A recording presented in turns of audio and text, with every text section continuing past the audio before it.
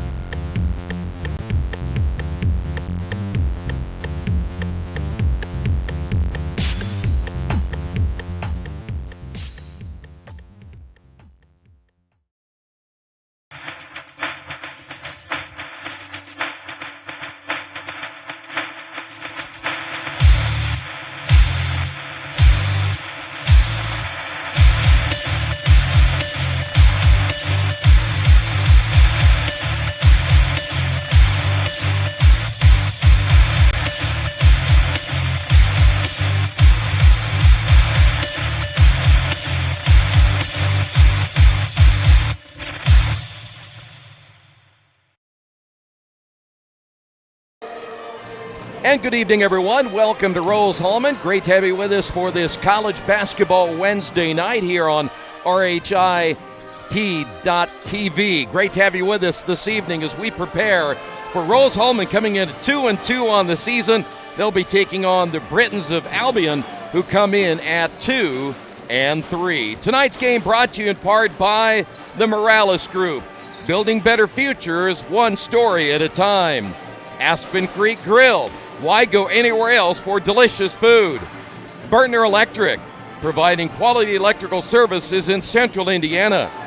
Boilermaker, Local 374, we're second to none in quality and performance. Clean Slate, inspired innovation that moves business forward. Piper Logistics, from warehousing to transportation and everything in between. Troy Derengowski, Clark Chafin with you. You see Rose-Hulman getting ready for their matchup tonight. Clark, they're trying to snap a two-game losing streak. And the two-game losing streak they had was really two good teams, Troy, and losing to number 8 Hampton-Sydney and number 16 Wabash. So looking to rebound, this will be a good opportunity for them to gain some momentum before they head into conference play this weekend.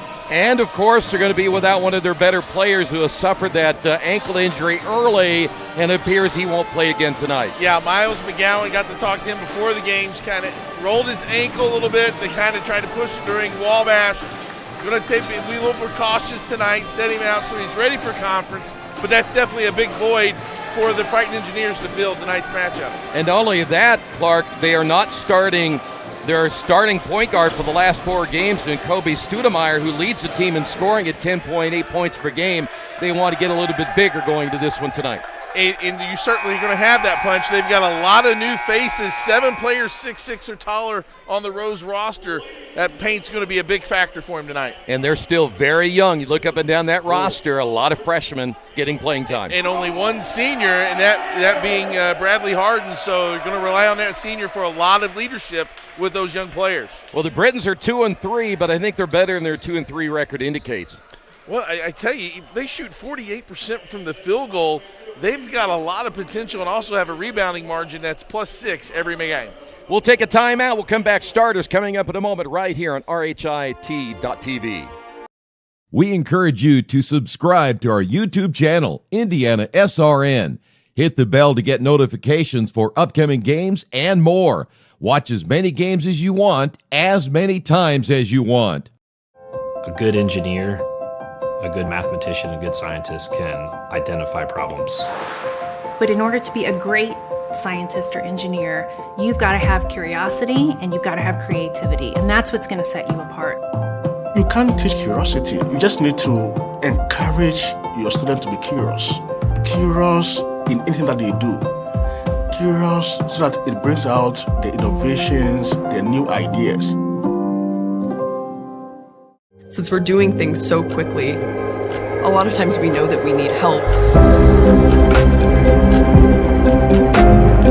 So our professors all know us by name. Basically, everybody knows everybody here. That one-on-one personal connection you're getting with the faculty, you don't get that a lot of places. We are not just saying, here, go do this hard project. We are right there with them. We work with them. The faculty are there for you.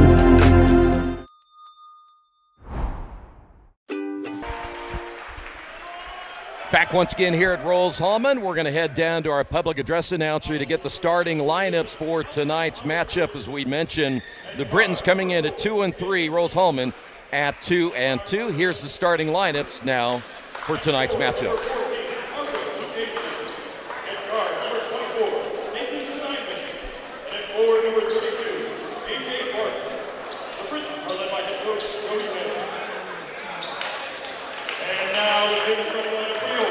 Rose-Hulman fighting engineer.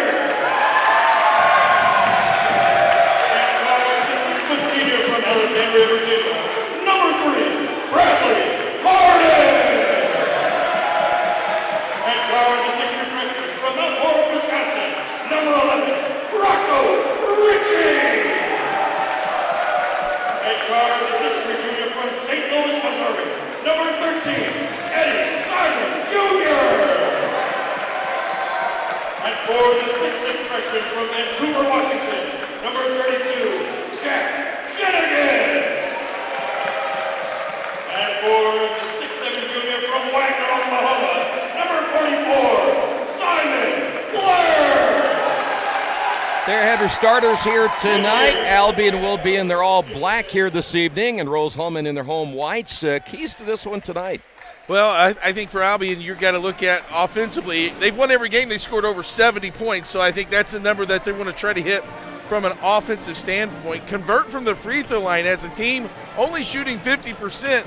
And when you have A.J. Barden down low, a 6'5" muscle of a man down there, he's got to be able to convert from the free throw line. That might be his kryptonite. And just continue their rebounding. They're +6 every game. And if you're Rose-Hulman, hey, you're knocking down threes at a 38% clip. Make sure you move the ball, get it inside out, get some open look threes, and just keep some defense intensity up. Get some steals, get some transition easy baskets. Get off to a good start. I think that'll boost their confidence. A.J. Barden will jump it up for Albion. In the middle for Rose-Hulman, as this one is underway, a pair of 32s going at it right there. Jack Janigas out of Vancouver, Washington. And the one thing that we heard earlier is that Rose-Hulman wanted to get bigger. That's why they started a bigger guard in this win tonight. But they're going to play a lot of guys for sure. Well, they definitely have size, Troy, including the freshmen as well as some returning players. And Blair really gives them a big body down low, too, being 6'7". Shot clock down to 6. Good defense here for Rose. Pull-up jumper on the way and good. That'll be Steinman out of Clarkston, Michigan, getting things started. And quick transition, not looking ahead, and a turnover. Not what Rose is looking for on their first trip down. Just some miscommunication as Ritchie was running to the corner, didn't see the ball thrown ahead.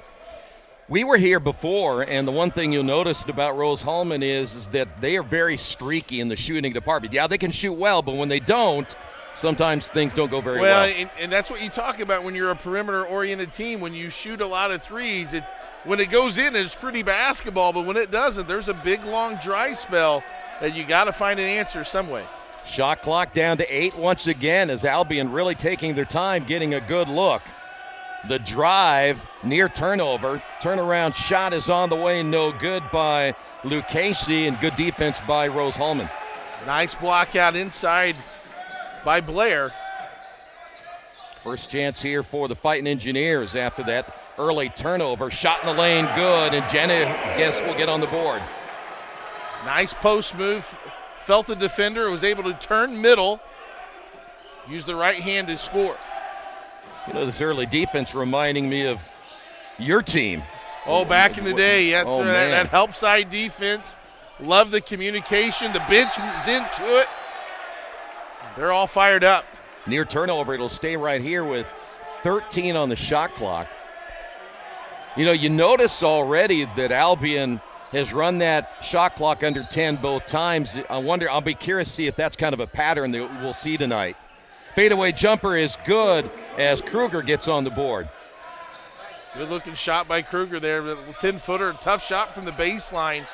Little fadeaway as well to create some space and knocked it down. Back in the half court, Rose-Hulman trying to snap a 2-game losing streak. Drive and the second turnover now by Rose-Hulman. Running the floor back the other way, kissing it off the glass, and good is Steinman. He has 4. Nice body control there by Steinman. Was able to get up in the air and let the defense cross in front of him. And it's not going to take long, Troy, for Studemeyer to check in. Yeah, Studemeyer leads the team in scoring. Drive down the lane, right hand, good, nice drive by Harden. Boy, that's just a good hard downhill drive. Got his shoulders ahead of the defender and took it strong to the basket, put it high off the glass. Good answer for Harden. Can't wait till we see a charge tonight because there's always a story behind the charge when you and I work together. So I don't let anyone forget it. Baseline shot up and good, and Kruger again. Well, that's that driving kick action. The help from the baseline from Kruger's man. He's just camped behind the lane. That's a step in rhythm 3. 5 now for Kruger. Entry pass inside, and then stepping out of bounds will be Kruger. So 3 turnovers for Rose. Take another look at this 3 we just saw moments ago. Yeah, that's Harden on the drive here, and then as we see Rose getting on the board, but good defense by Kruger is in the right spot. Half the battle is getting to that right spot on help side. He was able to almost come away with a steal as he stepped out of bounds. Harden, nice drive and the fake, and a jump ball will be called, and the possession arrow stays right here, and into the lineup now for Rose-Hulman will be Daniel Savovich, and Cole Pride will come in as well. Pride will give them some size at 6'8". Yeah, Pride 6'8's been in every game, averaging about 6.5 points a contest. Good production from the freshman off the bench. 3 on the way, good. Stepping out, big time is Pride. And just like that, he delivers and cuts it to a 2-point lead. First 3-pointer made tonight for Rose-Hulman. We get an opportunity. We'll check out some of the scores already this week in the conference. Had games on Monday and Tuesday. We'll check out the remainder of the schedule as well. We are very close to getting into conference play this week. HCAC conference play is always exciting. Shot at the buzzer is no good. Offensive rebound by Flanagan. And what do we got? A traveling call, no basket. Take a look at this last 3 we saw moments ago. A tough contested shot as Barton was right up in his face. But Pride is able to knock it down. Not easy when you just get in the bench. You know, Bill Rafferty used to say, work up a lather, right? He just knocked that one down. Why? Hey, if you're good, right? That's right. Now he's got a mouse in the house. Good recognition. Almost got the and one, but Pride's been a difference maker off the bench. Pride with 5. Haven't seen play like that since they announced Clark Chapin was in the lineup. Yeah, that Edgewood Mustang team, look out. Tied at 9. By the way, in the lineup, Troy McManus for Rose-Hulman. In the corner, 3 is no good. Another offensive rebound here by Steinman. Put back, no. Ball loose on the floor, and somehow Albion comes up with it and then turns it over.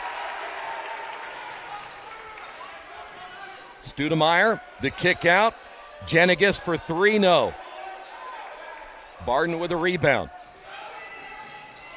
15 minutes remaining in the first half. A lot of contact there. Shot missed by Steinman. Now we're up and down the floor. Now we're getting some rhythm. I tell you, I've noticed Albion, Troy, really crashing the glass on the both sides of it, especially offense. You know, they're +6 each game. That tells you that you're getting extra shots, and that's just a lot of heart going after the basketball on the offensive end. Kick in the corner, three-pointers on the way. Guess who? Jenigas this time. Good driving kick, though, and a nice run by Rose-Hulman. Now they're up 12-9.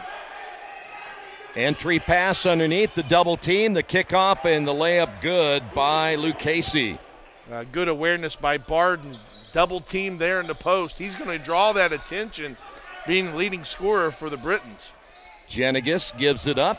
Three-pointer from the top is no good by McManus. I was beginning to wonder if we'd see any threes. Now we're shooting them all over the place. That's all we got. Remember those few possessions where the shot clock was winding down? That seems like long ago. There's a three the other way, and stepping up is Kruger once again. He has 8. You know, that ball reversal is so critical, Troy. We used to always have a rule. It had to be reversed in 2 seconds. That ball's going to be faster than the defense. Kruger was the beneficiary there. We're going to see some wholesale changes coming up here in just a moment. Here's another three missed as Jenigas can't get it to fall. Steinman with the basketball will work it down low. They're not waiting under 10 seconds now. Nice pass and the layup good again by Lucchese. And again, Barden with his second assist there in a row, just being patient in the post, finding those open cutters for easy baskets. Don't you love the bigs can pass? I do. That Djokovic is kind of bringing it back to kind of a popularity, but if you have a good passing big, that can control the paint. Cole Pride now with 7 off the bench. You can't stop him, just hope to contain him. Instant offense by Pride. Albion leads by 2. First 2 or 3 possessions, the shot clock under 10. They have not done that since. Kick out, 3 is on the way, rims in and out. Kruger almost got another one. That was a tough, well contested there by Studemeyer. Another 3. This time no good. Same spot. I thought he had it. Ball goes out of bounds. It'll stay here. Yeah, Jenigas with good hustle. 5 new bodies coming in for Albion. Line change as we take a look at that 3 by Kruger. Snapping into it on that ball reversal. A lot of substitutions here for both teams. Cam Mays will come in, number 23. 42 is Beck Willems. He's out of Goshen, Indiana. Also, Nate Childers is checked into the lineup. And number 34 is Nate Delaney. The drive of the left hand, nice touch, basket good by Savovich. He gets his first 2, averaging nearly 8 points per game. We're tied at 16. Well, I tell you what, that's a off-balance shot and a tough one good by Mays. It is tough, though, to come into the lineup, 5 new guys, and try to get that whole thing rolling. It certainly is. The fact that, you got to be able to get in that rhythm quick in the game, and the big 3 there, the top of the key, Simon Blair showing that he can have a perimeter game as well as a post game. 1 point lead for Rose and a turnover. That's number 4 now for Albion. Studemeyer from 9. Got it. What a great mid-range play there by Studemeyer. Able to pull up from 10 feet. Didn't get too close to the defense. It's still an easy rhythm shot for him. A pull-up jumper in basketball, mid-range jumper, is about as rare as the Eagle. Usually, the Eagle. Yes. Nowadays it's a Euro step and try to fall down and do something fancy.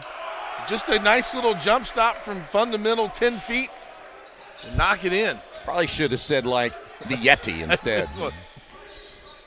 Shot was missed by Mays at the other end. Here's a 3 again, this time missed.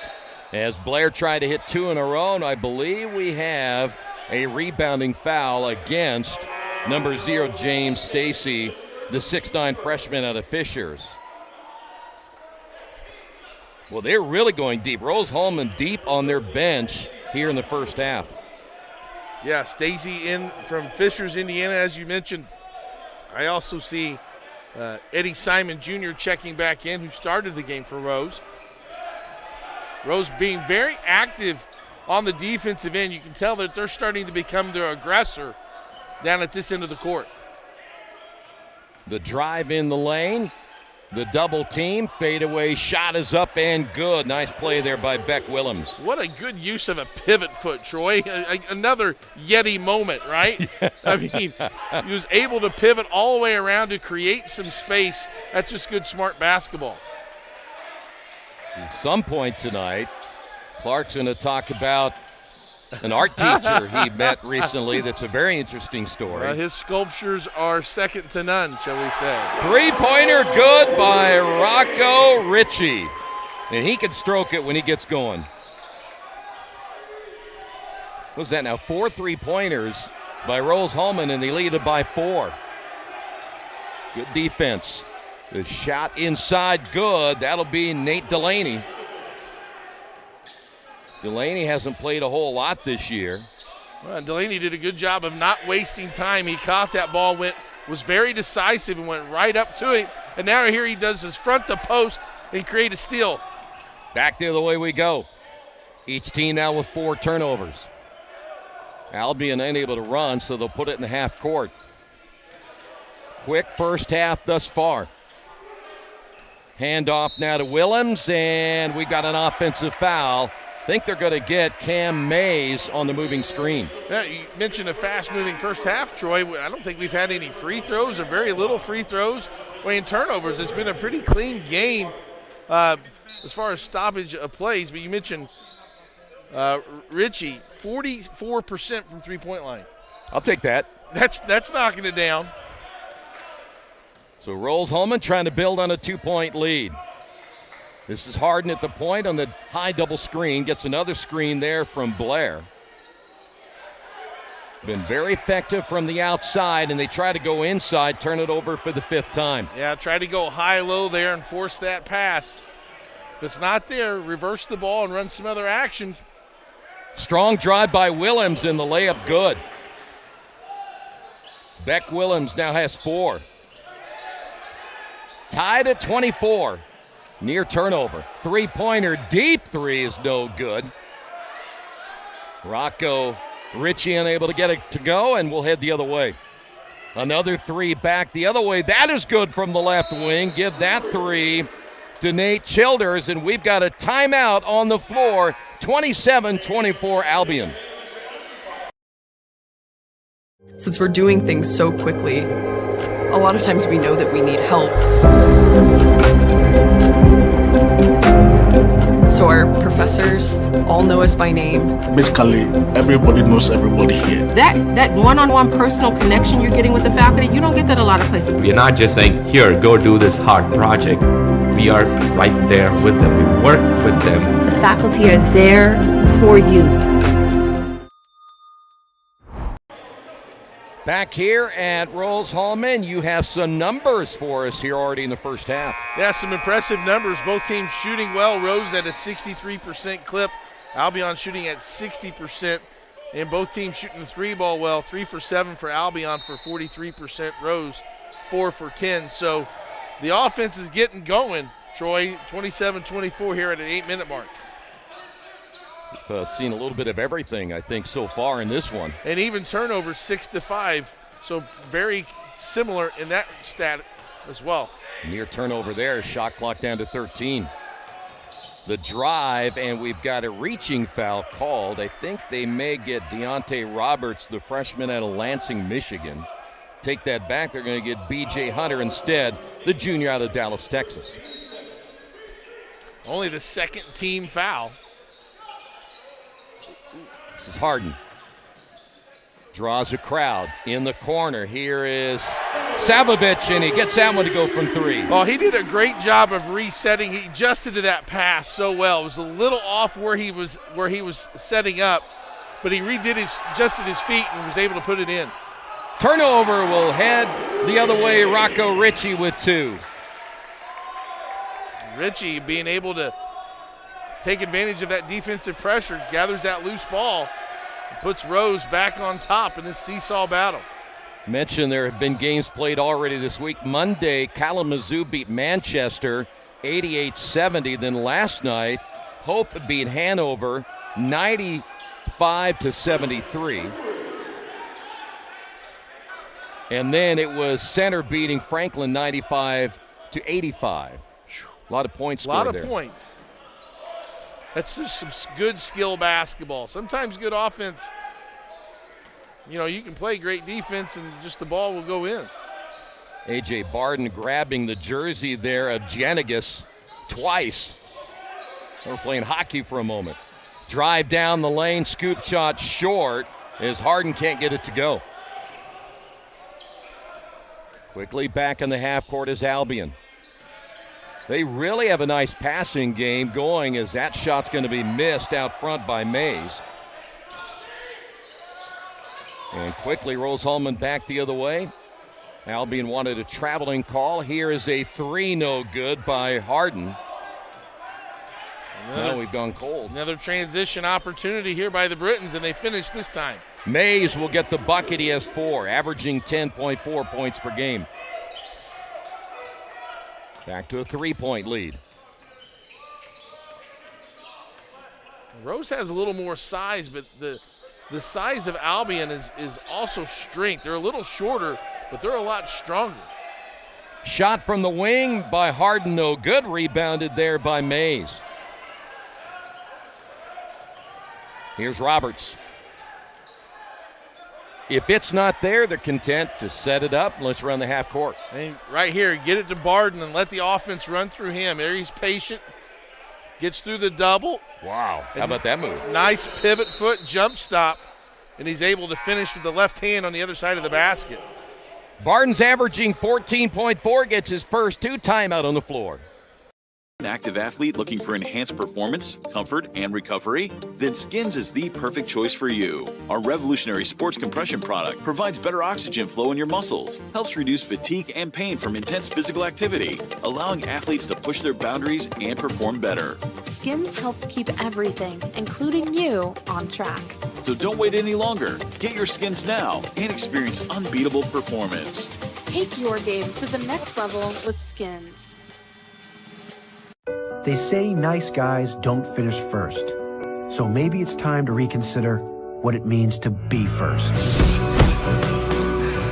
It's about being your best, but knowing you can be even better. It's being present, but respectful of history. You sure you want to make that move? It's donating something more valuable than money. It's believing in yourself and something bigger.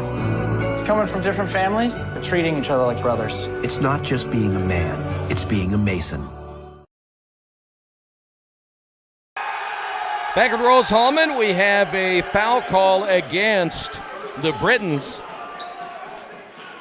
That is only the 3rd team foul. I think it's going to go against Nathan Steinman, who is catching it from the Rose-Hulman student section across from us.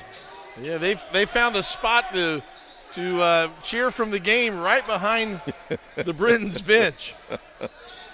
Good ball movement, wide open near side, and there is Savovich once again, hits another big 3. A good ball reversal, left Savovich wide open.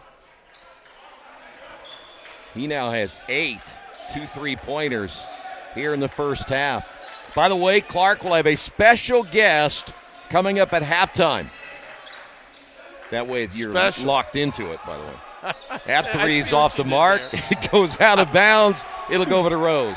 See, once it's on the air, you can't go back on it. That's true. As we see the good ball reversal there by Simon Blair. Just immediately got the ball to the other side quicker than the defense. Studemeyer crossed the timeline, gets the high screen there from Blair. The kick back to Blair for 3. Yes! That's the second one he's hit. It's just he just sits the high ball screen and it's a pick and pop where he stays there behind the line. Studemeyer creates all the attention on the drive. Blair's wide open. 7 3-pointers already for Rose. This will be a 2-point shot, no good by Kruger. And the rebound by Stacey, and we've got a foul in the backcourt. Here you see that pick and pop where he just takes the defense with him. Albion's got to decide how they're going to handle that ball screen. Are they going to trap? Are they going to hedge? Or are they going to switch?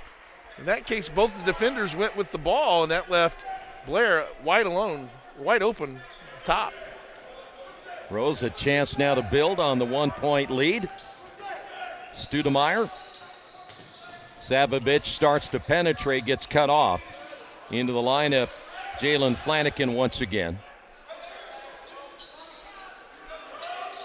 Rose still has 10 on the shot clock. And the pass attempt, Savovich trying to find Gabe Adams, but I think it was Adams the last to touch it. Yeah, and I think the official out at midcourt had it right. You can even tell by the reaction of the Rose player there, where Adams knew it was kind of off him. You know, I got to ask you, though, that the officials have those nice, slender-looking shirts on. They give us the high school ones. They're all baggy and everything. How come we can't have some of those? They look good. Here comes the double. Nice opposite look. Pull-up shot on the way, good, and that'll be Steinman once again. He has 6. It's textbook basketball again. I just love the patience of Barden down low. That's going to be another turnover pass intended there for Blair. I had them for 8 turnovers. Yeah, 2 turnovers in a row. And Troy, just to your point about how close this game is, you know, neither team has led by more than 5 points. Albion's led by 5 at one juncture. Rose's largest lead was 4, so they've all been connected. It seems like it's all just been a mini run by each team. Into the lineup now will be Sam Piatek. Piatek is a freshman out of St. Peters, Missouri. He will wear number 30 for Rose. Boy, dangerous pass in the corner. Good defense here for Rose. 7 on the shot clock. Steinman ran out of room. Baseline drive. Losing it will be Lucchese in another turnover. Yeah, he just lost that one going up. Had to battle the shot clock. A little too fast and lost control. 3-pointer at the top. No good. Ball goes out of bounds. Last touch there by Blair. Missed shot that time by Savovich from the top. You know, one thing I've noticed, Troy, is when Barden posts, it's always on the same block. They haven't really moved him from the other side, so there must be a comfort level of him being on that right block. Now, as a coach, when you try to move him around, you got to get off that sometime, right? Got to move him, or at least put him in a different spot. Maybe even at the high post elbow and let him work from there. Still 14 on the shot clock. Ball stripped out of the hands of Lucchese. And then I think they got Lucchese on the reach. Or did they just call that a turnover? No, I think they got him on the reach, and I think that's a classic case of Studemeyer being smaller, and that ball got brought down. And those little guards, when they're in the post, if you're a big man, anytime you bring it below the waist, that's just danger zone. Because you can't trust those little guys, can you? No. And they're so doggone fast. Ball tip, turnover the other way. That's now 9 for Rose-Hulman. Empty possession. He gets it on now he's on the other block. But too far out, right? Too far out.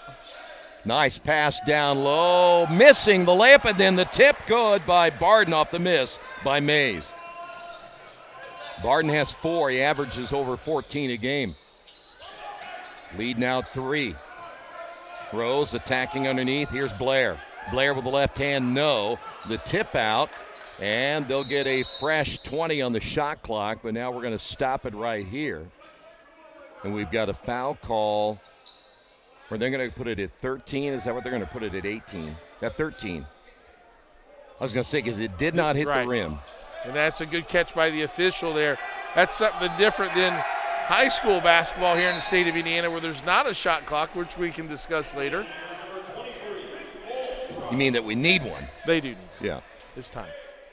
Well, you and I talked about this before. When we become the emperors of the world, our first thing isn't world peace. It's the shot clock in high school basketball. 45-second shot clock. Yes. High screen. Studemeyer bypasses it. Off-balance shot is no good. Offense rebound by Blair. Put back, yes. Nice job by Blair to create space. Got a little spin move to his right hand, so he kind of protect himself from the defender. High off the glass, cuts the lead to 1. Nick Sales, the head coach, up off the bench for the Fighting Engineers now with 48 seconds remaining here in the first half. Ball is going to go out of bounds And that's going to be a turnover. Take another look at this one. Well, a tough shot by Studemeyer, but Blair, here you see him create space, that little spin, that turn, got to his left shoulder, had the defender on his left shoulder, was able to use that space of his body to hold off the defender. The little baby hook off the glass.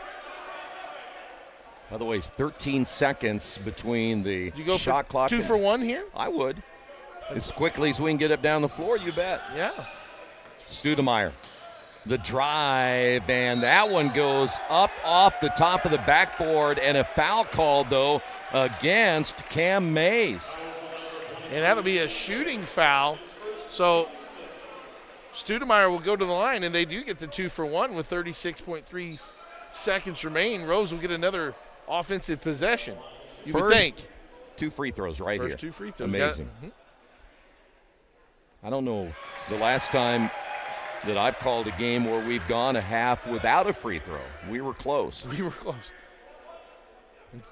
Studemeyer does have a good free throw percentage on the year. I will not say what his free throw percentage is. Because you didn't want to jinx him. I didn't want to jinx him. You know, as a team, though. 70%. 71. Yeah. On the other side, not quite as good, only 49. No, that can win and lose you. Tight games, they can come down to free throw shooting.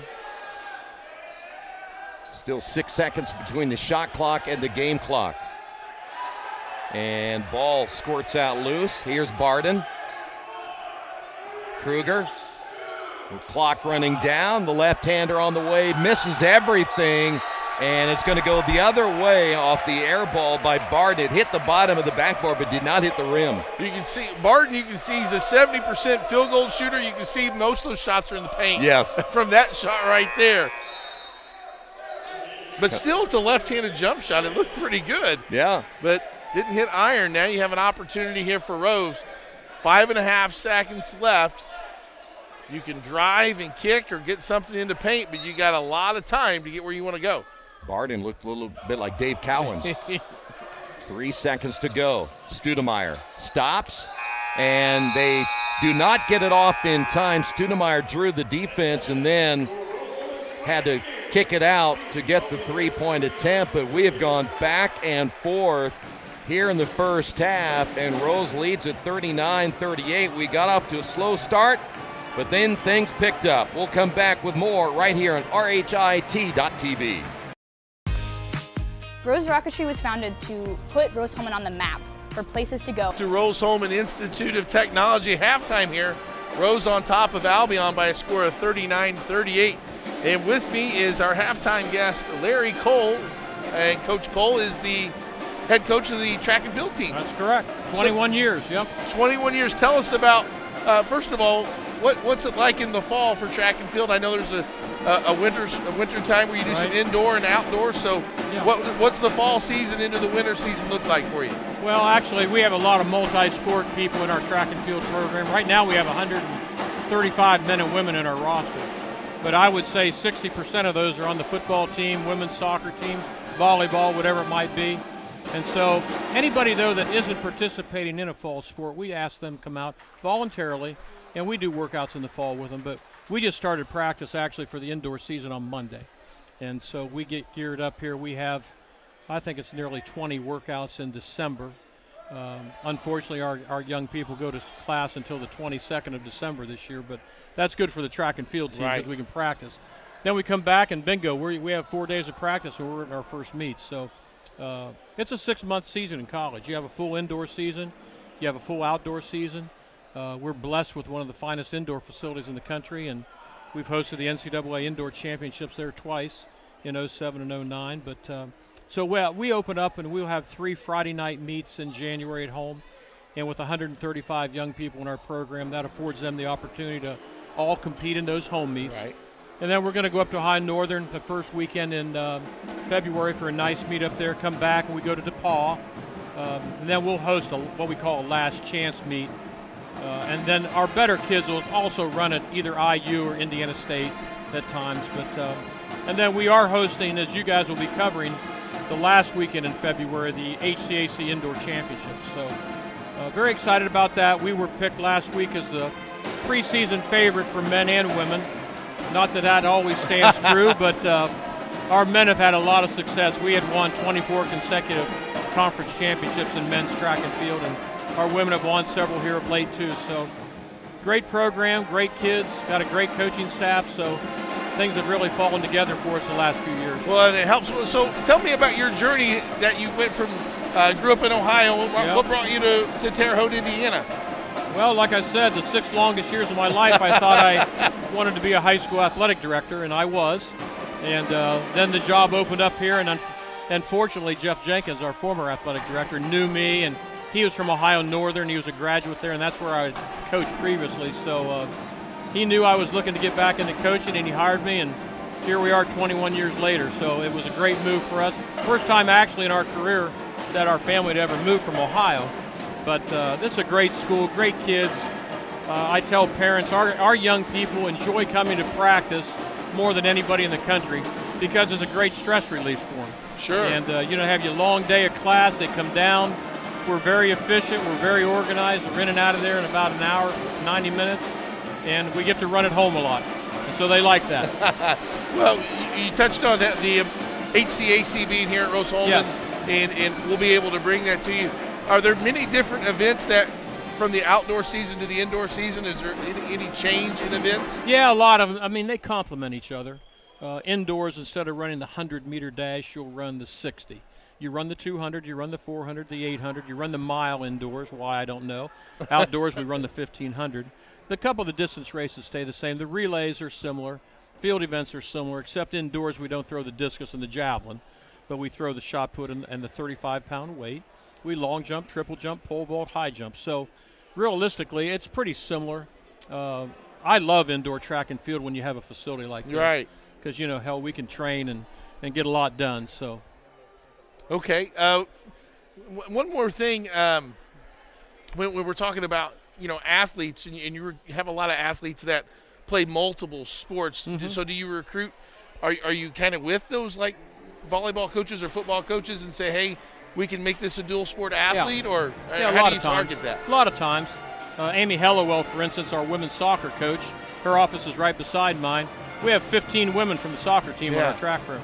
Jeff Sokol and I, we get along great together. He knows the importance of kids working out in the off season. And so Jalen Hobbs, for instance, our great return and wide receiver, All-American in track and field last year. So, we work really well together as a staff. And, I think that coaches enjoy having their young people out for winter and spring track. Keeps them in shape, and we both use them. Well, Coach Cole, thank you so much for joining us my pleasure. And giving us some more information about track and field. We appreciate your time. We'll take a short break and come back with some halftime stats here at RHIT.TV. When I catch myself becoming curious, I notice my peripheral vision attenuating. There's definitely a thrill. Definitely keeps me up at night. I think I'm somebody who, when I'm curious about something, I take immediate action. I'm immediately, running. Curiosity for me, if I had to describe it in terms of a physical sensation, it would definitely be an itch. I have to scratch that until that sensation is gone. It is definitely just an itch I can't scratch until I figure out what's going on, figure out what is at the bottom of everything.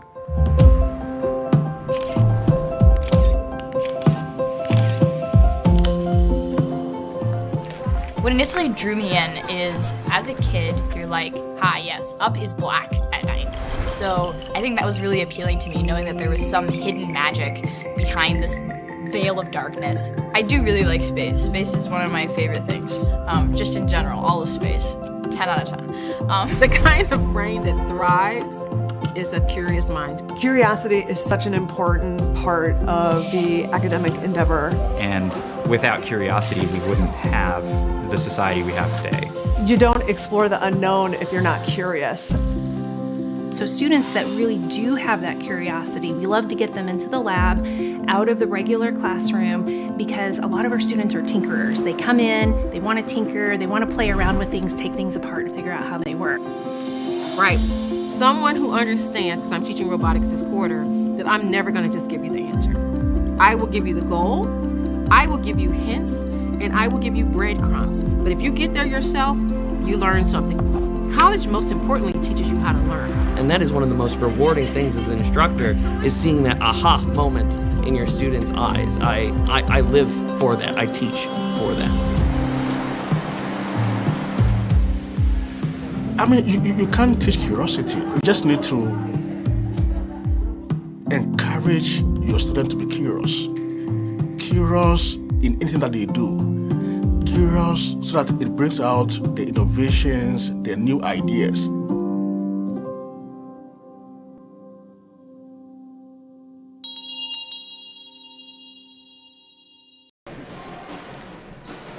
Back once again here at Rose-Hulman, 39-38 here at halftime, and Clark has all those first half numbers. We have two teams that are shooting really well. Two teams, Troy, that are shooting really well, and with a close score, the stats bear that out as well. Let's take a look at the visitors. The Albion Britons shooting 54% from the field, 4 for 10 from behind the line, 14 rebounds, so they have a 2-rebound advantage there. Their largest lead was 5 points, 10 assists, and 8 turnovers, and 16 points off the bench.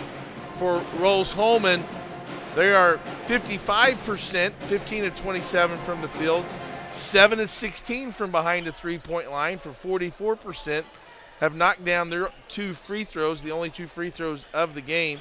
12 rebounds for the Fighting Engineers, and their largest lead was 4, and they also have 10 assists and 8 turnovers. So the scoreboard and the stats tell you the same story, that we got a really good, close, evenly matched game going on. And what is amazing, too, about it, I mean, we saw a lot of guys play on both sides, too. I mean, we got, 2, 4, 6, 8 guys in the scoring column for Albion, and then 2, 4, 6, 7 on the other side. Doesn't seem like a lot, but there was a lot of bodies in there in both halves. There was one time where there was a whole line shift, Troy, where Albion really sent in 5 new fresh faces. No media timeout, so you're getting long stretches of run. You're going to have to go deep in that bench. Both teams have some young players that have to grow up really quickly, and it was an exciting first half. When we come back, we'll get the second half underway coming up in just a couple of moments. It is halftime. Rose-Hulman on top of this one, 39-38.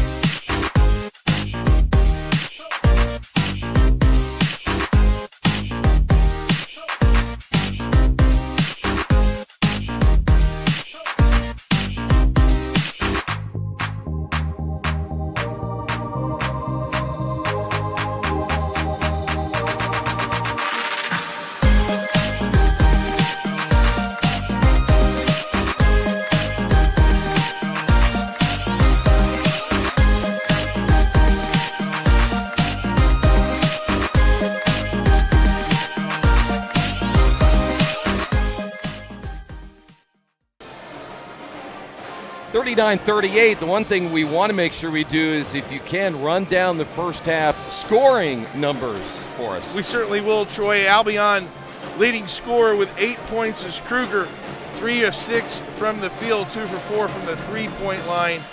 Willems has 7 points on 3 for 4 shooting. Steinem has 6 points. Number 14, Lucasia has 4 points. Barden with 4 points, Mays with 4 points, Childress with 3 points, and Delaney with 2. For Rose-Hulman, their scoring looks like this. Leading the way for the Fighting Engineers, Blair with 8, Savovich with 8, Pride off the bench with 7, Ritchie has 5, Jennings with 5, Studemeyer with 4, and Harden with 2. All right, here we go, second half. It'll be Albion basketball. A back and forth first half. See who might take control, and we remind you again that McGowan not playing for Rose-Hulman. Yeah, that's a big loss for the Fighting Engineers. Not only is he a junior, but first team all HCAC last year. They want to get him healed and rested up so that they get ready for conference action this week. Yeah, Saturday things will get started in the conference. Get a chance, we'll run down that schedule for you in a moment. This is Kruger. Shot clock at 2. And did they get it off? They did, but missing the shot in the corner and an offensive rebound. The putback is going to be blocked by Blair as Flanagan has his shot blocked. And then a turnover the other way. Transition. Richie was camped out behind the line, a 44% shooter. He should be ready to catch and shoot. And I think Studemeyer, who's starting the second half, thought he was going to go to cut to the basket. He had a wide open lane. Just some miscommunication.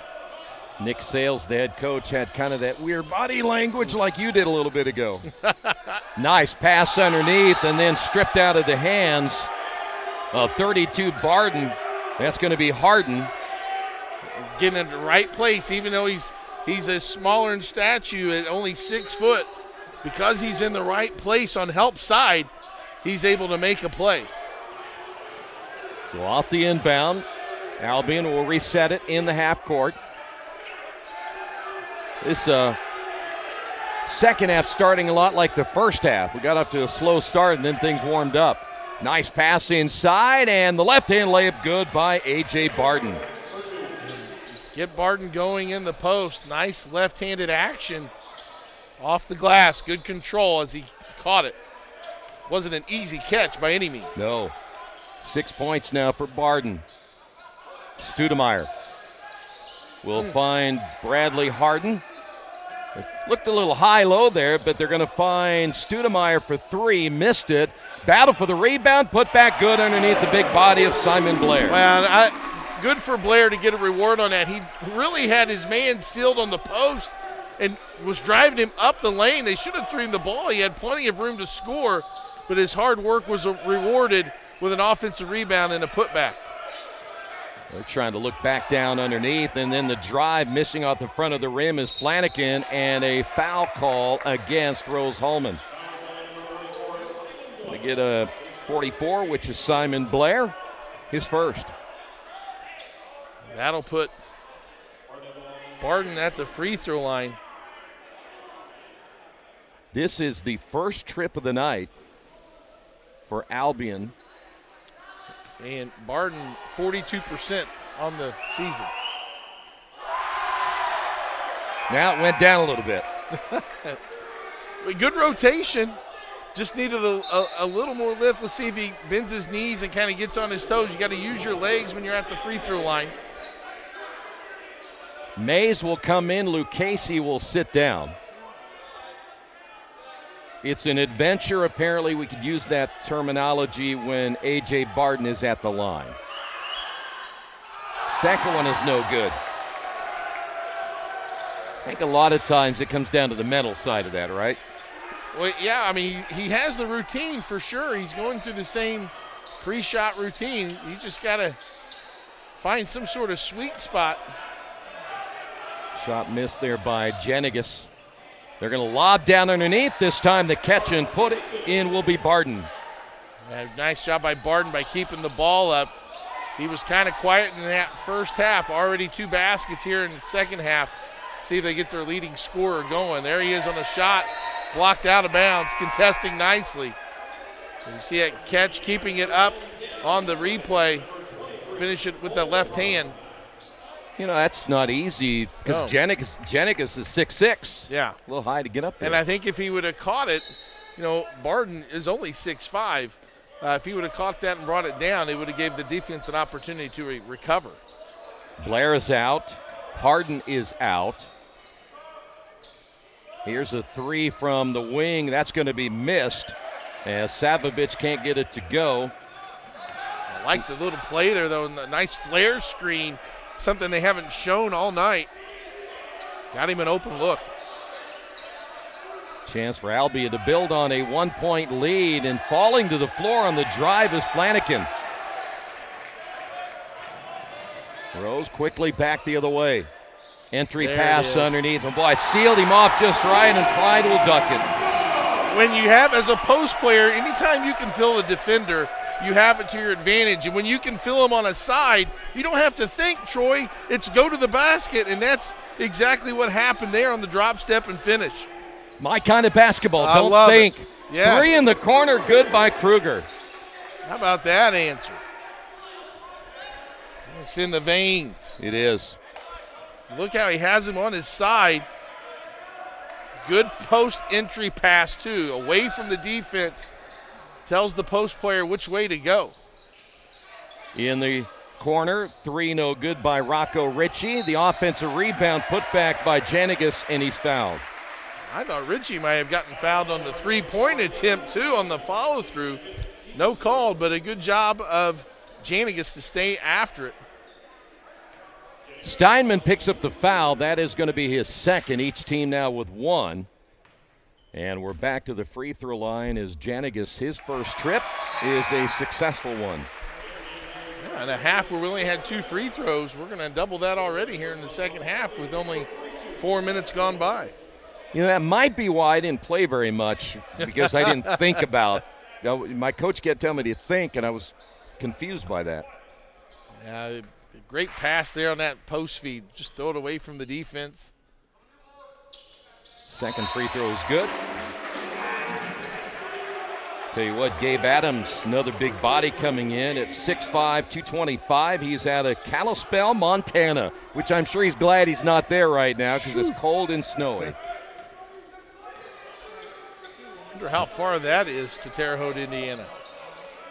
I think it's just called a long way. Out on the high post, here's Mays. Good half-court defense here for Rose-Hulman. Shot clock down to 10. The drive in the lane, a lot of contact on the missed shot there by Mays. No whistle. Adams in there, just a strong body. He can match up with those Britons with their size down low. Studemeyer wide open for 3, good. His first three-pointer. Yeah, get him going. You know, leading scorer for the Fighting Engineers. He also had a quiet first half as well. So now 3-point lead here for the Fighting Engineers. It has been that way all game long, back and forth. No lead has been safe, though all leads have been pretty much short. And on the missed shot is Zach Kruger. He's out of Fort Wayne. Chance here to get a little bit of breathing room for Rose-Hulman. Entry pass. Turning his Pride. Looks underneath. And Adams caught in the lane just a little bit too long. Yeah, 3 seconds. We see this step back 3 by Studemeyer there, and a nice rhythm dribble jump shot. Well, I like the initial post play to Pride there. And I had a nice inside pivot where he was able to face the defense. The defense recovered nicely, though, and Adams in the paint too long for 3 seconds. I think Adams thought he was going to shoot it. Sometimes you end up finding yourself sitting in there waiting to go get a rebound, and that'll be a foul. Easy call against Gabe Adams. Cam Mays, strong post presence there for Albion.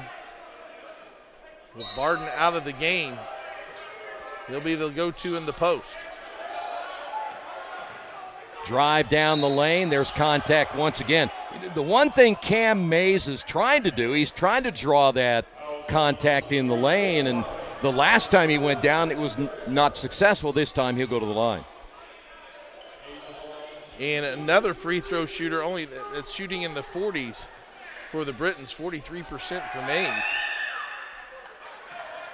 Makes that one. I'd like to see him just stay on the line. So many players, when they're shooting free throws, they let it go and kind of fall back. Hold that follow through, hold that position. Well, he's shooting 50% from the line. That one goes off the leg of Cole Pride. It'll stay right here. Good hustle by the Britons to try to make a play. Came right behind Pride. Didn't see the defender coming. Goes off his leg. Albion with the chance to tie or take the lead. The drive, the kick. Good reversal here to Steinman. And he stepped out of bounds. A good call, official all over that. Steinman had to kind of lost his balance, took a step to gather and kicked to the corner. Right on the line, and official right there to make a great call. Albion now with 10 turnovers unofficially on my score sheet. We'll get, of course, the official numbers once Clark decides to pull that up. What do we got there? Officially, 10 turnovers. See, now I had to scratch out a little on my score sheet. And you were right, though, all along. I was right the whole time. They gave me a score sheet that wasn't right. I looked at it. Sometimes the old-fashioned way, still gets it done. I agree. In the corner, 3-point. Wow. Good! How about that step-in jump shot for McManus? Another freshman. McManus, his first points of the night, the lead at 5. We haven't seen a 5-point lead in a while. Back in the lineup is Simon Blair now for Rose-Hulman. Troy, that's Rose's biggest lead here at 51-46. And you just saw the replay right there of that 3-point shot. Coming off the screen, the feed inside. Shot's no good by Mays. They'll get it back. Good hustle after the loose basketball. Steinman driving, tried to feed inside, turned it over.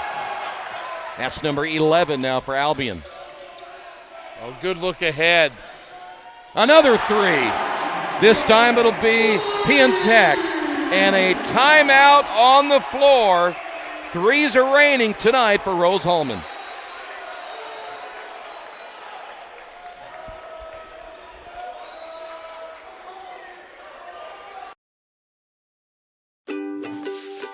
Anxious over algebra? Call Ask Rose, the free science and math homework helpline. It's free world-class tutoring. Just call, chat, email, or screen share. Learn more at AskRose.org. Confused by chemistry? Call Ask Rose, the free science and math homework helpline. It's free world-class tutoring. Just call, chat, email, or screen share. Learn more at AskRose.org. Boy, what a night so far for Rose-Hulman, shooting the 3s. 3 more here in the second half, and they've now built an 8-point lead. And they were kind of looking for that cushion a little bit, and they got it. Yeah, Troy, on the season, Rose coming into this game averaging 38% from behind the line. Tonight, right now, 10 for 23 for 43.5%. So getting good, and all these, in my opinion, have been good in-rhythm looks, whether it's through the post or in transition, able to knock down that shot. Again, extending the lead, largest lead now to 8. This is an important stretch here for Albion.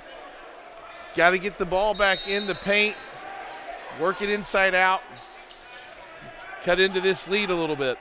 Harden now applying pressure. Getting it across the timeline is Steinman. Yeah, I think this is a big possession right here. Albion's offense has been a little stagnant lately. Shot clock at 10. Mays. Ball knocked out of bounds. He was looking near side to Steinman. And just good recovery. Some coaches like to chart deflections. I think Rose has been very active on the defensive end, and even a deflection or a knock away on a pass is very important. Forced up 3 is an air ball, as Steinman had to shoot it up there before he really wanted to, but didn't have any choice. Yeah, I think the student section from Rose got in his head a little bit with the quick count. They're letting him have it too. They've got their target, I think. Was a player, you got to now put that out of your mind. Next play, that's an excellent point, Troy. A lot of game left. Chance to go up by 10. Strong drive in the lane with the left hand off the glass and good. Nice play by McManus. McManus had a nice spark here for the Fighting Engineers in the second half. He's hit a 3, and now that drive showing the whole offensive arsenal.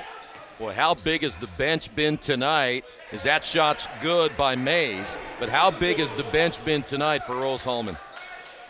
Yeah, they've had 32 bench points, Troy, for the Fighting Engineers. That's some high quality. That's over half of your team's points. Yeah. Ball stripped out of bounds. Will stay right here. Coming back into the lineup for the Britons will be A.J. Barden. They've got to get him going.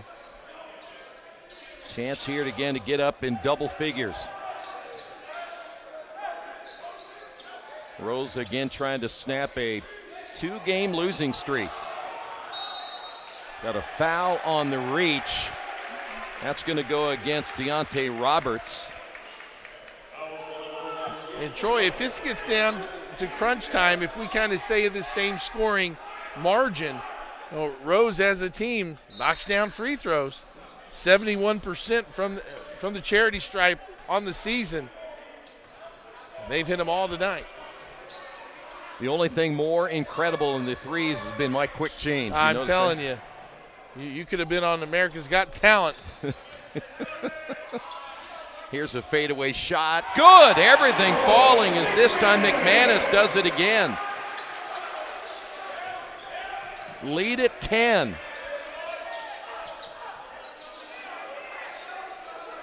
We can really see this is a 2-3 zone that's really helping Rose-Hulman. Now they fall in that man-to-man. It really looked like a 2-3 there for a moment. That foul is going to be called against Simon Blair on the reach. Here's that drive by McManus. A nice little fadeaway. Able to jump away from the defense to create some space. Great form, boy. That left elbow right underneath the ball, hands underneath the ball. Good-looking shot by McManus. Studemeyer back in. He's out of Jeffersonville, just a sophomore, but again leads the team in scoring. Didn't start tonight, but really a big part of this bench scoring that we have seen tonight. That's going to be blocked out of bounds. And Rose-Hulman thought that ball actually fell on the player that was out of bounds, and they're going to change the call. Simon Blair all over that. And good officiating, getting help from all three guys. And the Rose defense, I think, Troy's really been the difference here in the second half. Yeah, they've made some shots, but I think the defense have given them a little bit of energy as they've progressed here throughout this second half. Trying to build on a 10-point lead. Ball nearly taken away, and then losing it will be Janigas. Back the other way and a fast break run. Basket good at the other end. A.J. Barden will go to the line for one. A.J. Barden with a strong hand that time.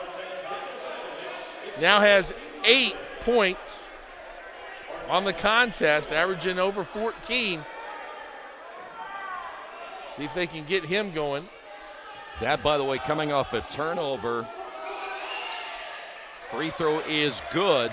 Hits his first. He's 1 of 3, and now the lead down to 7. Well, and if you're the Britons, it's all about maybe just playing a little mini game. Get 3 stops in a row, and then see where you're at after that. Cole Pride was feeling it as his 3 doesn't go down. And now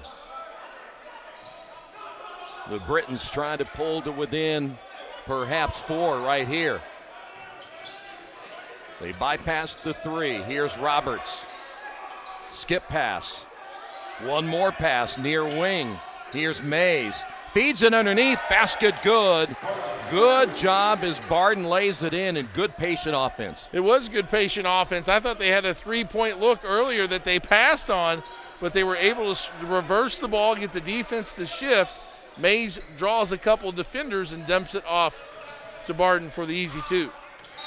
That'll be a travel out front against Cole Pride, and I have him for 13 turnovers. And there's your 3 stops in a row if you're Albion.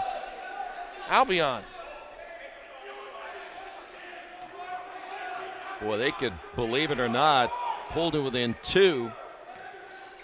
Double high screen here for Roberts. Roberts drives down the lane, has his shot blocked.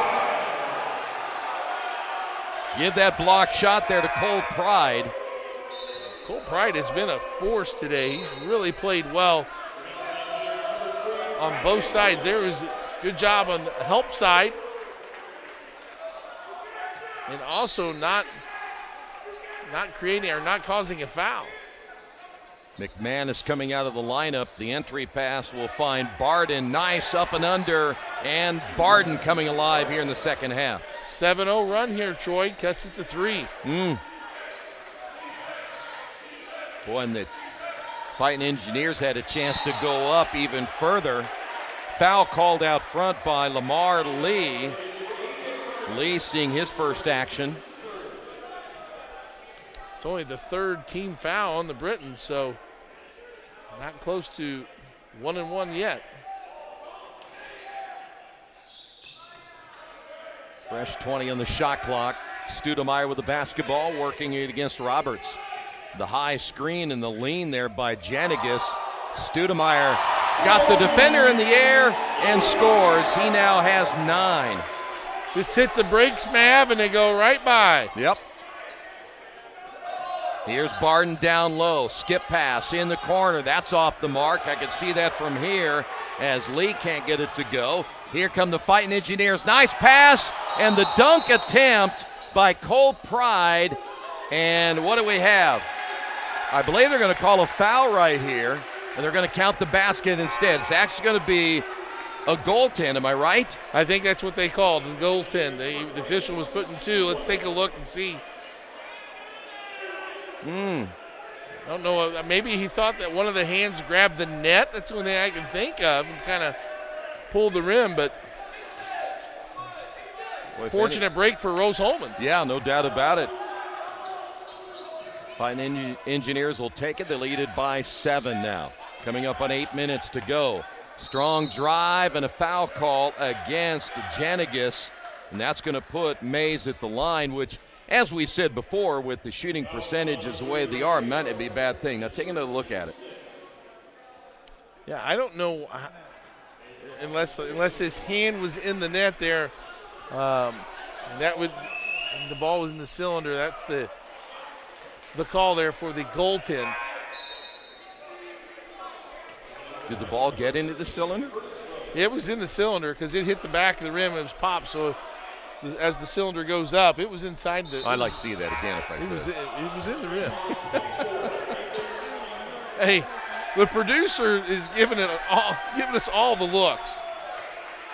Well, he gave me a look a little bit ago for sure. Second free throw's missed. Simon Blair with a rebound. Ooh. Rose spreads it out here on offense, Troy, trying to kind of a 4-out, 1-in look. Yeah, they're looking down at Janigas, who's right now battling there against Curtis Rhodes, and a turnover again. You know, it's, the look, the idea was there, just a little bit more arc on that pass. Well, those will drive you nuts, won't they? Turnovers like that? Yeah, I mean, because if you execute that play, it's an easy bucket. Exactly. Under the 8-minute mark. Pesky Albion will not go away just yet. Here's Barden, one-on-one here against Blair. Decides to pass it out and receive. Reset on that low block. 6 on the shot clock. Blair blocks it. Getting it back is Barden, and he'll get fouled. Blair will get the call on this one. One thing I like to see Albion do, when you get the ball down low to Barden, that last time he caught it, everyone stood and just watched him. Yeah. On the perimeter. Someone make a basket cut, get some movement, so then the defense has to change and compensate for that. Might open some things up. Well, the free throw is going to be an Achilles heel for Albion. And that's one thing we talked about earlier in the game, right? That free throw shooting in a close game. Rose definitely has the advantage in that category. You can tell he is setting off to the right a little bit. I think he's putting his left foot in line with the basket. Free throws missed, but good hustle play to get it back by Rhodes. Just needs some time with Troy, the shot doctor. Yep. Got that right. Oh, my. Falling down there was Mays. Thought he was going to twist his ankle. Skip pass, three-pointers on the way, off the front of the rim. Ball loose, bodies on the floor, and we have what? A foul call or a jump ball? Which is it? They're going to call the foul on 15. So they will get Curtis Rhodes for the foul. Rocco Ritchie was at the bottom of the pile. Oh, I thought that was good aggressive play on a loose ball. I would have called that a jump ball, but. Well, Jody May agrees with you, by the way. And now we have Rose-Hulman now in the bonus the rest of the way, shooting free throws on common fouls. High screen set there for Harden. Here's Blair, kicks it out. Rocco Ritchie on the drive, and ball deflected out of bounds. You talked about deflections earlier, and you know, the one thing about a deflection is what's the big deal, but it takes you out of the rhythm of your offense, too. You got to restart. Now you only have 12 seconds to go on the shot clock. You got to get everything organized. Are you going to call a special quick hitter play here, or are you going to run your normal offensive set? Here's Harden. Kicks it out. Blair for three. Missed it off the side of the rim, and it goes out of bounds. And we have a foul underneath against Albion. Kind of a hold, I think, as that loose ball. And that's going to end up being free throws, I think, for Rose-Hulman. Unless it's a player control foul. Rhodes, by the way, is the one guilty of the foul. He's got 2 fouls in a row. You can see it right there. That's tough. Well, that's why you play some at home and some on the road. 6:29 remaining. Rose using a little more clock right here. Here's Harden. Jump stop in the lane. Loses it. Turnover. That is number 15. So now Albion. Chance to cut that deficit. Willems in the ball game, standing out on the perimeter. The double team, the kick. Skip pass. Here is Willems for three. Big bucket. The sophomore from Goshen. And we've got a timeout on the floor. 5:53 remaining. The lead down to 3.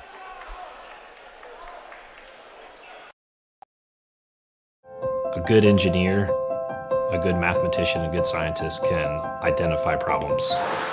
But in order to be a great scientist or engineer, you've got to have curiosity and you've got to have creativity, and that's what's going to set you apart. You can't teach curiosity. You just need to encourage your students to be curious. Curious in anything that they do. Curious so that it brings out the innovations, the new ideas. We'd mentioned earlier that conference play gets underway on Saturday. There's one more non-conference game tomorrow. Berea's at Anderson, and then on Saturday, Defiance is at Transy. Hanover plays at Earlham. Manchester at Mount St. Joe. Rose will travel all the way to Bluffton. That's a long road trip. Anderson will be at Franklin. Rose preseason picked 5th for the conference. I think Anderson's number 1, right? And Anderson won the tournament last year, and really, I think, brought everyone back from last year's squad. Strong drive and a blocked shot. Harden thought he had a layup, and it was blocked at the last moment. Big-time help side defense by Barden. That is Barden. Draws the double team. Skip pass. Steinman catching it from the fans. They were wanting him to shoot the basketball. Drive on the baseline, and we've got a foul call. Will send Mays to the line. But as we've said before, the way that Albion shoots the free throw, this may not be a bad thing. Currently 3 for 9 from the foul line, Troy, only 33%, while Rose is 4 for 4. Got the nice roll there. What was a double-digit lead now down to 2. A 14-2 run going right now for Albion. Second free throw. Off the back of the iron. Big rebound there by Simon Blair. The lead will stay at 2. Let's see what Rose gets here, Troy. They had some really good action going toward the basket. They've had some success playing inside out as well. But I think it's a big possession. They've maintained this lead that they've had at 10 points at one point. Here's Blair. Blair against Barden, stripped away, turnover, number 15. Just too slow of a move. He's got to be able to get in and out of there quicker. Defense was able to collapse and create the turnover. As they say, a chance to tie or take the lead. Here's Barden, backing his defender down, that's Adams. Draws the double team, the step through, and then tipped away at the last moment by Blair. Now Blair's anticipating that skip pass. Was able to get a hand on it. Now you only have 9 seconds on the shot clock. Which they have been in that familiar territory quite a bit here tonight. Off the high screen, but a moving pick will be called by A.J. Barden. That'll be their 13th turnover. And they still unable now to tie it up. Can't say that Albion hasn't had some opportunities, huh? They certainly have had their chances. Here is Harden. Drives in the lane. The last time he did that, it got stripped away. Three-pointer is no good by McManus, who's hit some big shots here in the second half. Chance again here to tie the ball game. You hear the chance there for Steinman. That ball's going to be tipped. Picked up by Mays in the backcourt. Steinman may have got away with a travel right there. 8 on the shot clock. Wide open. No. He can't buy a basket. Yeah, he's a little frustrated right now. Timeout. Rose-Hulman with a 2-point lead. We'll keep it right here and remind you that all season long we'll keep you updated on all the games going on in the Heartland Collegiate Athletic Conference. But before we do anything else, why don't you update us on some of the numbers? Well, just even looking at the second half, because the first half was so close. Second half statistics, Rose-Hulman 56% from the field to Albion's 37% from the field. Rose, though, 6 turnovers this half to Albion's 4. So obviously still really, really close. I think free throw shooting is going to be a big deal, and rebounding. Yeah. Albion, we know coming into the game, +6 every game on the boards. You got to be able to box out Barden and control the rebound. By the way, we'll be back in conference play a week from Saturday. That's a week from this Saturday. Doubleheader action. Mount St. Joseph and Rose-Hulman in both women's and men's basketball, I do believe. See, that Wyoming education did me pretty good right there, didn't it? Yes. Pays off. I'll have to give you them an cowboy. extra gift. You cowboy. Finis Dembo and myself. Ooh. Yeah. Well, didn't there was an NBA player who had their son go out there, right? No? Okay. Oh, you're talking. I think I know who you're talking about, but it's not coming to my mind right now. Get to be my age. Larry Nance. Larry Nance, yes. Very good. After the timeout, Studemeyer will kick it outside to Blair. Shot clock at 6. The drive by Harden, and he missed it. Might have been partially blocked inside. Tell you what, Barden is making his presence known. And Harden's had a tough time driving into the paint. Like to see him drive and kick. Hadn't had too much success last time. Getting to the paint's what you want. And maybe he can kick out now and get a wide open look. Meanwhile, good defense on the other side for the Fighting Engineers, blocking the three-point attempt. Jenigas able to get the block there of Rhodes. Off the inbound, ball loose, and we have a whistle and a foul call, and I believe it's going to go against Rose-Hulman. They got Troy McManus. Tough foul call. McManus just going after the ball. You like to see that hustle. 1-1 from the free throw line. Now to the Britons. Rhodes, his first trip to the stripe. He has not scored tonight until right there. Back in the lineup now for Rose-Hulman will be Savovich.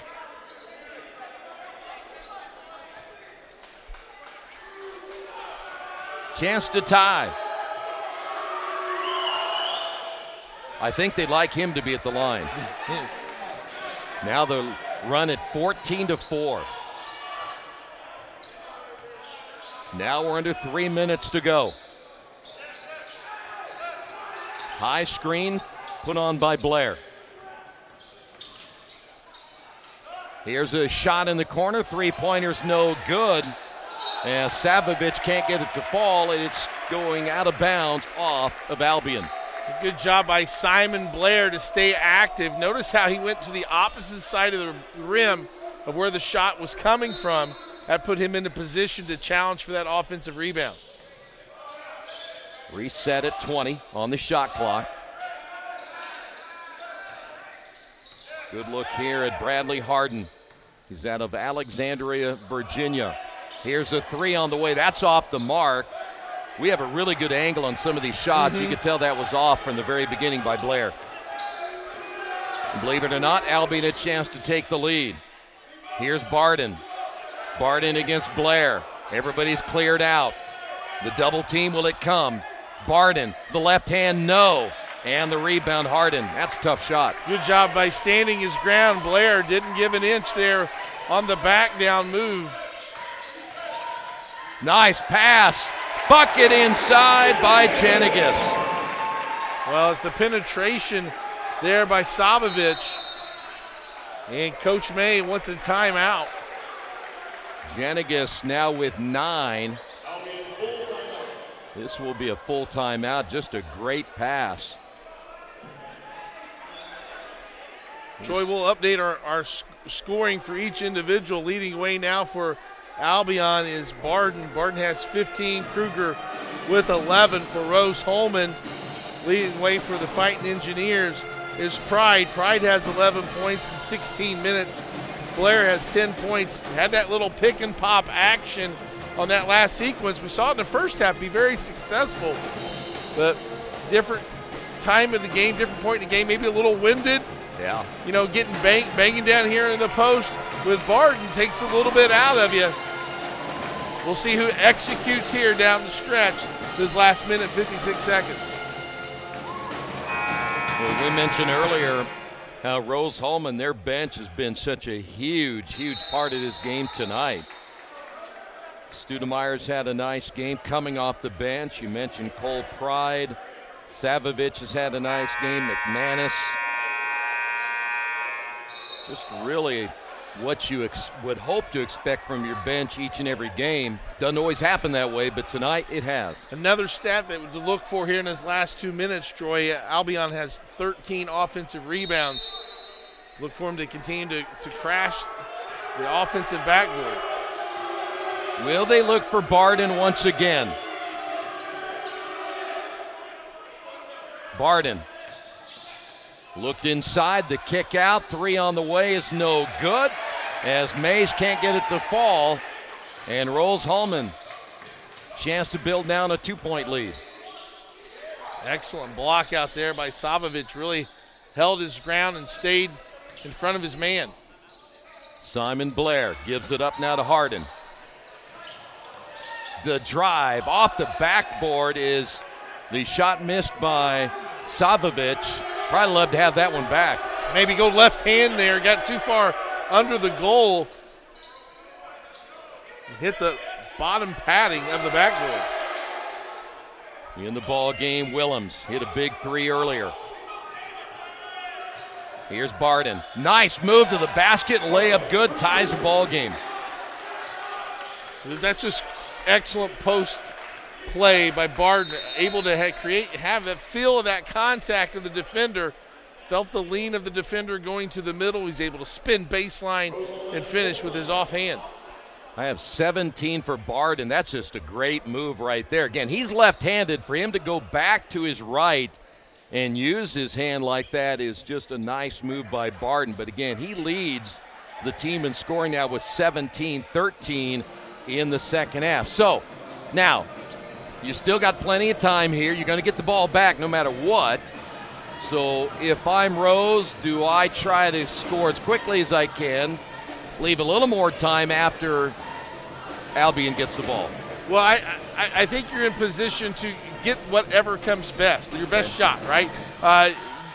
They've had success getting downhill, attacking the rim, and then kicking to a post player that their defender's helping or kicking out for a three. I would really like to see that create in the middle of the court, get to the paint, and then let Harden or Studemeyer decide. And you have that little pull-up 10-footer that we've seen, Studemeyer do earlier in the game. That's going to be there and going to be available to him. Both teams back out ready to go. The final 50.6 seconds remaining. Possession arrow, by the way, is in favor of Albion. So here we go. How much time will Rose-Hulman use here? Studemeyer with the basketball. Out high here to Jenigas. Now a three on the way. That's going to be missed badly there by Savovich. Thought maybe shot that a little quick. I think that was a settle shot. You had plenty of time on the shot clock. Looked like you had an avenue to kind of drive down the lane. I think he settled there for that jump shot. And now Avalon's really have an opportunity here to, where the ball's going. Yeah. It's going down to the post. How quickly do you double? Do you even foul? 40% free throw shooter. Yeah, if he gets it, I think I foul him. And that way I still have plenty of time on the clock. Now, if on the other side, I make sure that it doesn't get into his hands until very late in the shot clock, because in bottom line you'll have 7 seconds left. If I get into him with even 3 or 4 seconds remaining, it doesn't give Rose-Hulman a lot of time. This is going to be interesting to see how both these coaches play this. Barden 1 for 5 from the free throw line. I think that, and even if he makes them both, it's really not going to hurt you that much, because you still can play for the tie at home or the win, depending on what you draw up on the offensive end. I always have the mindset at this stage, I want to run that clock down as much as I can, because I do not want to give the other team another chance. Yeah. Or they're going to have to really take a desperation shot. All right, here we go. There is a difference of about 6.5 seconds or so between the shot clock and the game clock. There will be enough time depending on what happens here. Looking down low. Nice spin move, the kick. Getting it back is Barden. 13 seconds. Fadeaway shot is no good, and we have a foul on the floor against Rose-Hulman. They're going to get Bradley Harden. Yeah, it was one of those blockouts where it was kind of a push. His arms, it was a front-faced blockout, if you will. So they got him on a pushing foul. Here's Willems. And that will give Albion the 1-point lead with 8.7 seconds remaining. Probably one of the guys you wanted at the line right here. And he had a lot of confidence in that last free throw. Missed the second. Chance for Rose here to win the ball game. Here is Harden. Harden, 2 seconds to go. Harden drives and does not even get a shot off. And Albion pulls out the win, 65-64. Tough loss here tonight for Rose-Hulman. They had a double-digit lead here in the second half, and the losing streak will go to 3. you got to look there at the end. You got to find a shot. Got to get a shot up, and you got going downhill. Credit the Albion defense. Kept hard in front of him, made him have to make – if he would have had to take a jump shot, it would have been a tough, contested jump shot. A tough way to finish it off here tonight. If you don't mind, run down the final scoring for both teams, and then we'll close it out, because I know, again, Rose-Hulman, their bench play was just really significant here tonight. Yeah, Rose-Hulman, 51% from the field. Albion, 46%. Bench points, as you talked about, Troy, 38 points for the Fighting Engineers off the bench to 26 for Albion. Free throws that mattered down the stretch, they were able to hit enough. 6 of 13 was Albion. Rose only 4 free throws. I think that kind of got him hurt too. Turnovers and assists pretty even both ways. Individual-wise for both teams, Albion was led by Barden with 15, and for Rose-Hulman, leading the way for the Fighting Engineers was Pride with 11 and Blair with 10. Want to thank the entire crew. Did a great job. Good to see you again, sir. And I know we're looking forward to a lot of stories on the way back to Indianapolis as well. But your final score here tonight, Albion 65, Rose-Hulman 64.